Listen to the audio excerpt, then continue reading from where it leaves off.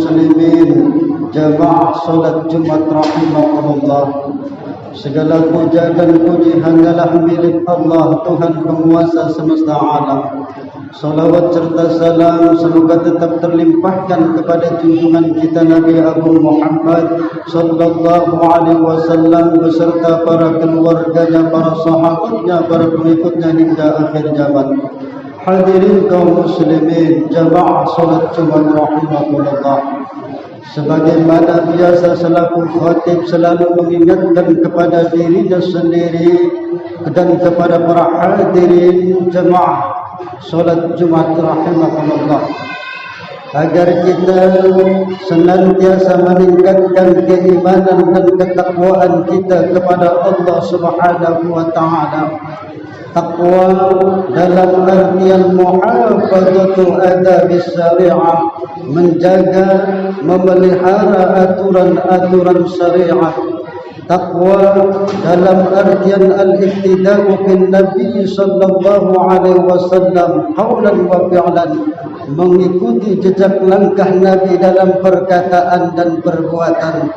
Taqwa dalam artian husnul syukri fima nalabi wa husnul tawakkuli fima lam yanalbi wa husnul sabri fima fatabi.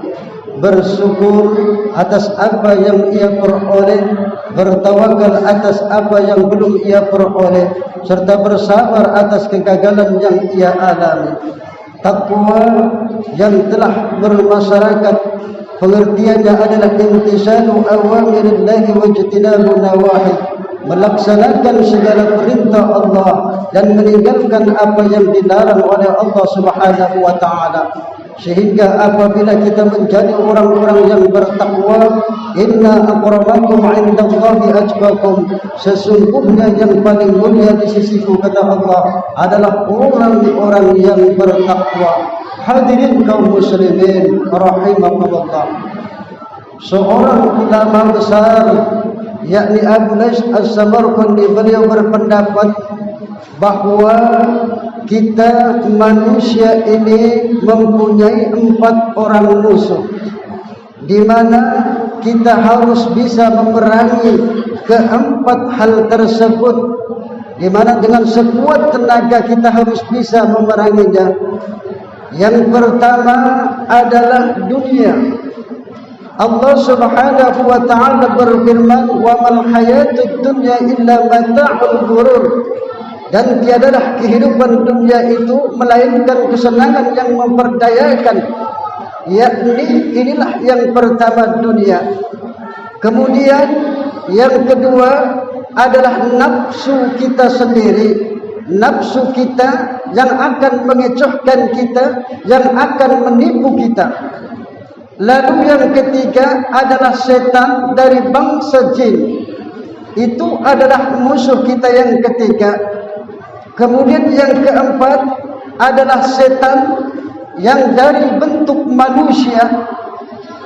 Inilah setan yang paling berbahaya.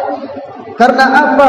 Karena dia adalah berteman dengan kita, karena dia mengajak kita, dia secara terang-terangan mengajak kita, baik mengajak ini dan itu. Inilah 4 hal musuh manusia, di mana kita harus bisa memeranginya dengan sekuat tenaga. Makanya dalam hadis al-mu'minu baina khamsis sada'id, orang yang beriman itu, kata Nabi, berada dalam 5 kesulitan. Mu'minun yahsuduhu, orang yang beriman yang hasud, yang pertama. Kemudian wa munafiqun yabghaduhu, orang munafik yang benci.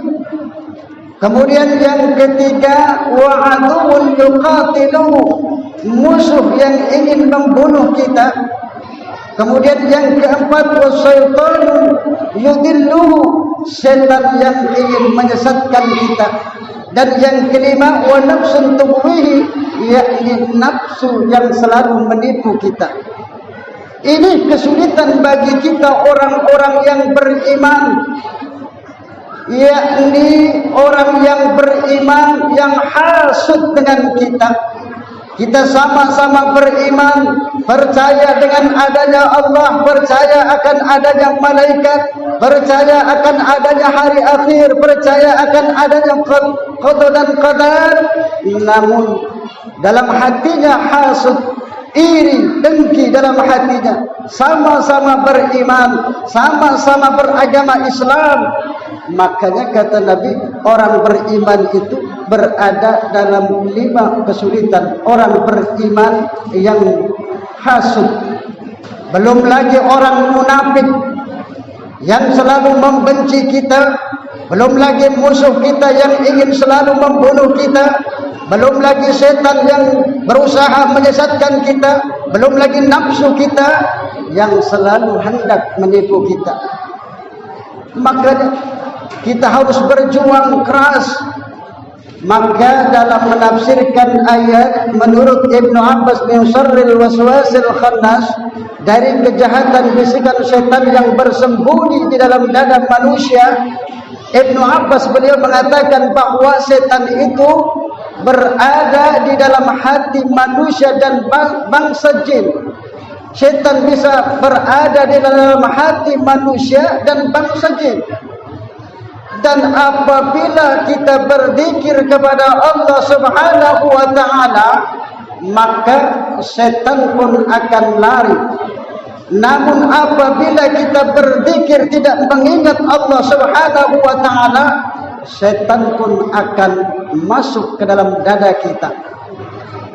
Baik itu kita di dalam masjid, baik itu kita di luar masjid.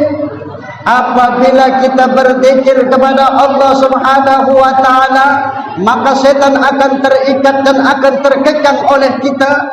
Namun apabila kita tidak mengingat Allah, tidak berzikir kepada Allah Subhanahu wa taala, sebaliknya, maka setanlah yang akan mengikat kita, maka setanlah yang akan mengekang kita. Hadirin kaum muslimin, jamaah salat Jumat rahimakumullah. Karena setiap diri kita itu pasti ada setannya. Tidak siapapun, setiap manusia yang dilahirkan oleh ibunya itu diberikan oleh Allah qarin, teman setannya. Bahkan Rasul pernah ditanya, ya Rasul, apakah engkau juga ada setannya? Dijawab oleh Rasul, ya. Namun Allah membantuku, kata Nabi, setan yang berada dalam diriku telah ditundukkan oleh Allah Subhanahu wa taala dan dimasukkan ke dalam agama Islam. Maka hati-hati, setiap diri kita pasti ada setannya. Maka siapakah yang lebih kuat tarikatnya? Apakah setan? Apakah tarikan malaikat? Karena setiap diri kita ada setan dan malaikatnya. Siapa yang kuat tarikatnya, maka itulah yang akan menang. Hadirin kaum muslimin rahimakumullah. Maka kita hati-hati. Pernah Nabi Musa alaihi salam bertanya kepada iblis, karena iblis itu pada saat itu menemui Nabi Musa. Lalu bertanyalah Nabi Musa, wahai iblis, dosa apakah yang engkau dapat menguasai manusia? Dijawab oleh iblis, ketika manusia itu berbangga diri, merasa amalnya banyak dan lupa akan dosa-dosanya, maka dia dapat kami kuasai, kata iblis. Hadirin kaum muslimin rahimakumullah. Lain lagi dengan Nabi Yahya alaihi salam, beliau bertanya kepada iblis, wahai iblis, ceritakan kepadaku tentang watak anak cucu Adam. Lalu iblis menjawab, satu kelompok yang tidak bisa kami goda, sekecil apapun tidak bisa kami goda seperti dirimu, yakni Nabi Yahya. Nabi Yahya, para hadirin kaum muslimin jamaah rahimakumullah, beliau digelari oleh Allah wa sayyidan wa hasuran wa nabiyyan minas salihin. Beliau digelari oleh Allah langsung sayyid, yakni ikutan, yakni pemimpin, yakni orang yang harus diikuti. Dalam Quran surat Al-Imran Allah berfirman wa sayyidan wa hasuran wa nabiyyan minas salihin. Sayyid yakni ikutan. Kenapa digelari sayyid menurut Muhammad bin Ahmad? Beliau karena menguasai 4 hal. Yang pertama, beliau bisa melawan hawa nafsu, beliau bisa mengalahkan iblis, dan beliau bisa menahan lisannya, dan beliau bisa menahan kemarahannya, menguasai kemarahannya. Itulah Nabi Yahya. Hadirin kaum muslimin rahimakumullah, mudah-mudahan kita semua terhindar dari pucuk rayuan iblis. Di mana bulan-bulan ini adalah bulan Rabiul Awal, di mana kita berteladankan, sering kita mengadakan maulid Nabi di masjid, di musholla. Apa tujuannya? Agar kita mencontoh akhlak Nabi, agar kita mencontoh tingkah laku Rasul dalam segala hal, baik dalam ibadah, baik dalam rumah tangganya, baik dalam pergaulannya. Karena Rasul Allah yang langsung memujinya, wa innaka la'ala khuluqin 'adzim, dan sesungguhnya engkau Muhammad mempunyai akhlak yang luhur, mempunyai budi pekerti yang luhur.